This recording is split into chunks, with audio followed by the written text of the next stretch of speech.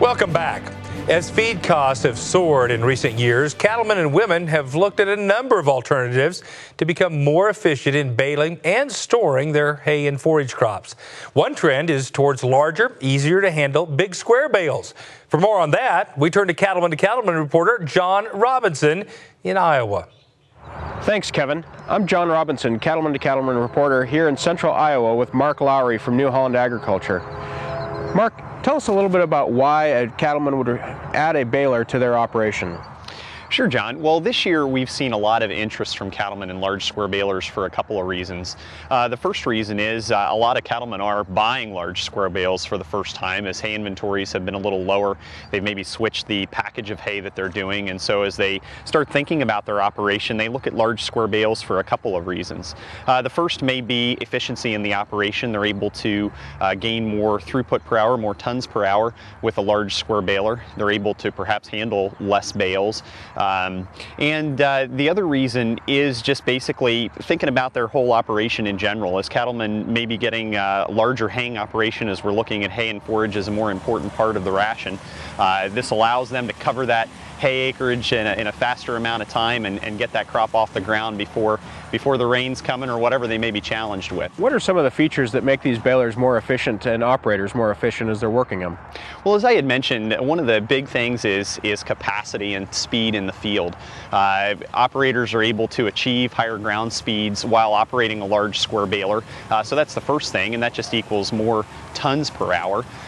With our unit in particular, they're able to gain more efficiency by requiring a little less horsepower through the gearbox that we use in our baler. So they're able to put maybe a little smaller tractor on there and still get the same efficiency advantages out of their large square baler. And they're able to gain some other advantages in terms of managing their crop in a more precise way with large square bales, whether that be with moisture, baling at higher moistures, saving some of the data from those bales. And if there are cattlemen that are selling their bales, they have some options to individually tag those bales and keep data on them, so when they sell them, they know where that bale came from, what the moisture was, etc.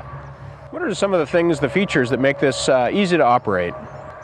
So there are quite a few things that make this ease of operation really key for this large square baler. The first is right in the tractor. These balers come with can come with a touchscreen color monitor, or they do have the option to be ISOBUS compatible and plug into the virtual terminal of the tractor if your tractor already has a monitor and is capable of that. But that's going to give you all the functions of the baler right at your fingertips. So that's going to give you all of your operation feedback. If you do happen to have maybe a shear bolt failure, it's going to alert you to that.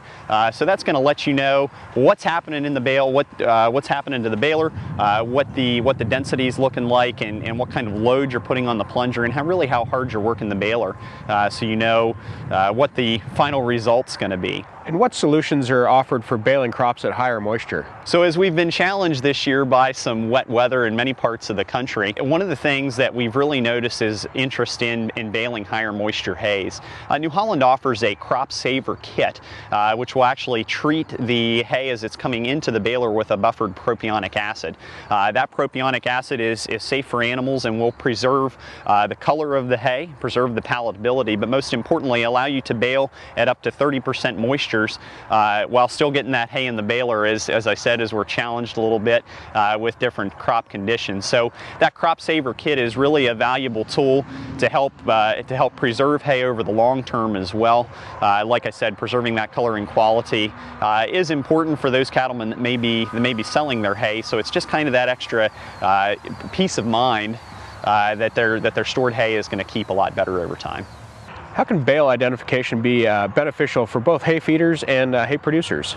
Sure. So as hay and forage becomes an ever more increasingly important part of the ration, what bale identification does for us, or as cattlemen, even as they're purchasing bales or making them for themselves, that crop ID tagger mounts to the back of the baler and will apply an individual RFID tag to each bale that will include some important data about that bale, so you know when it was baled, what the bale weight of that particular bale was, what the moisture of that bale was, what crop type is included in that bale, what field it came from, so that you have all that data as you're including it in the ration to assure that you're getting quality bales to make quality feed.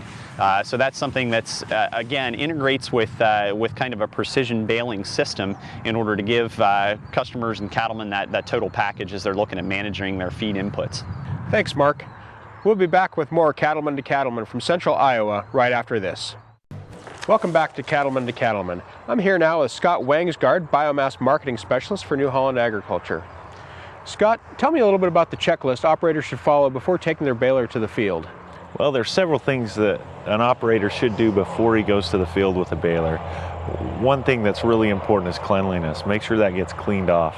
A good way to do that is with a leaf blower, blow that off. That does two things for you. One, it helps you clean it off, gets that material out so it doesn't cause any problems. But the other thing it does, it gives you a chance to inspect the machine for anything that could be broken or a bolt coming loose or anything like that. So you can do that as you go through. Several other things you check is chain tightness. Make sure your chains stay tight throughout the season, especially as you put new chains on or new baler. That chain's gonna stretch a little bit, so you want to check that. Want to make sure that the oil and the grease reservoirs are full. And then when you do a 10-hour service on this baler, there's only 4 grease zerks that you have to hit on a daily basis on this one because of the automatic greaser system. So you can go through those 4. And then the other thing that I think is very important whenever you do a service is to reset that in the monitor, and the monitor will help keep track of what service was done and when it was done, so we don't lose track in all our busy schedules that we have in the fall, and we don't lose track of what service we've done and what we haven't. What settings are important for an operator to pay close attention to make sure his baler is performing well in hay crops? Okay, one of the best things, or one of the most important things, I guess, is the pickup and the pickup height. We want to be able to adjust that, and we've got a very easy way to adjust the pickup height, and that way we're not running into rocks, and it really will help with the durability of the pickup. So that's very important. Another thing is the wind guard. Setting this wind guard at the right position so you've got enough. If you're doing corn stalks, you've got enough room for it, or if you're doing other hay crops, you can pull that in a little bit tighter. And then we want that laid down on the windrow so it's not plowing the windrow, but it's keeping the pressure on the pickup teeth that it needs. What are some of the other often missed adjustments that baler operators are making? One thing that's very key is getting that hooked up to the tractor correctly, and which tractor you're hooking it up to.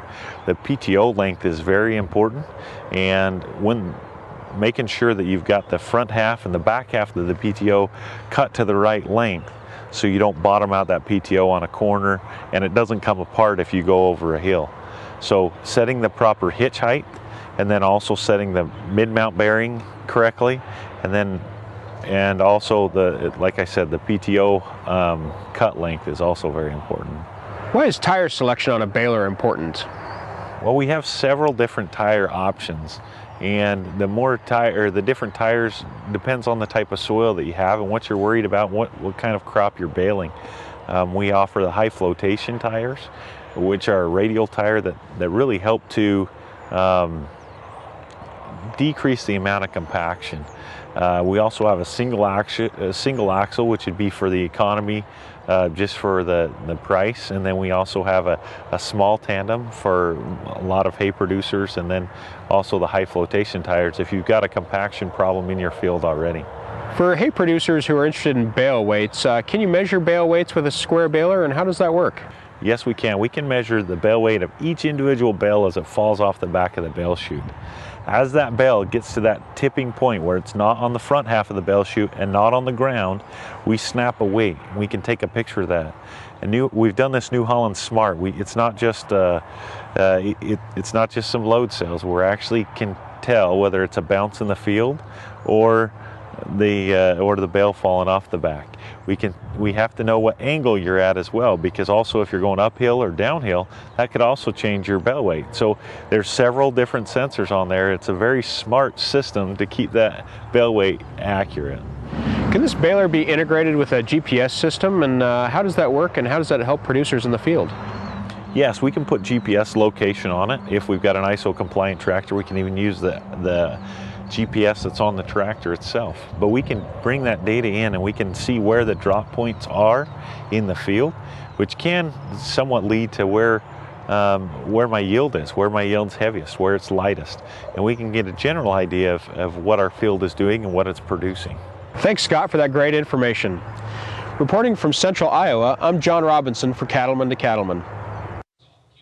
For more information about New Holland Agriculture's full lineup of equipment, visit agriculture.newholland.com or visit our website at cattlemantocattleman.org.